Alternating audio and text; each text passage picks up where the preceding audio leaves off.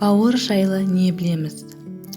Бауыр адам организміндегі ең үлкен ас қорыту безі болып табылады. Бауырдың 200-ден 500-ге жуық атқаратын қызметі бар. Бауыр арқылы 1 минутта 1,5 литр қан, ал 1 тәулікте 2000 литрге жуық қан тазарып отырады.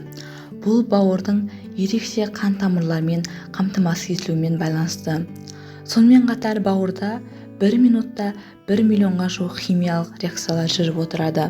Және бауыр көптеген витаминдердің қоры болып табылады. Бауырда А және В12 витаминдері синтезделеді. Бауыр организмдегі ең ыстық орган болып табылады. Оның температурасы 40 градусқа дейін барады. Бауыр организмде негізгі лабораториялық қызмет атқарады. Бауыр арқылы организмге түскен көптеген улы заттар, дәрі-дәрмектер, токсиндер және ішімдіктер тазарып отырады.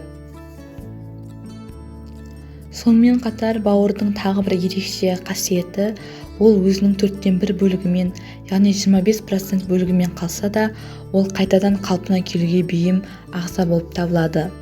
Бауырдың негізгі салмағы әйелдерде 1200 грамм, ал ер кісілерде 1500 граммды құрайды.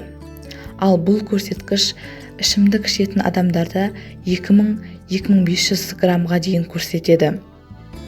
Сонымен қатар бауыр күніне 1 литр, 1,5 литрға дейін өт шығарады. Бұл бауырдың организмде майларды ыдыратуға арналған қызмет болып табылады. Егер біз бауырсыз өмір сүретін болсақ, 1 стакан сүт немесе су ішкеннің өзінде қатты уланып қалатын едік. Егер видео пайдалы болған болса, каналға жазылып лайк басыңыздар.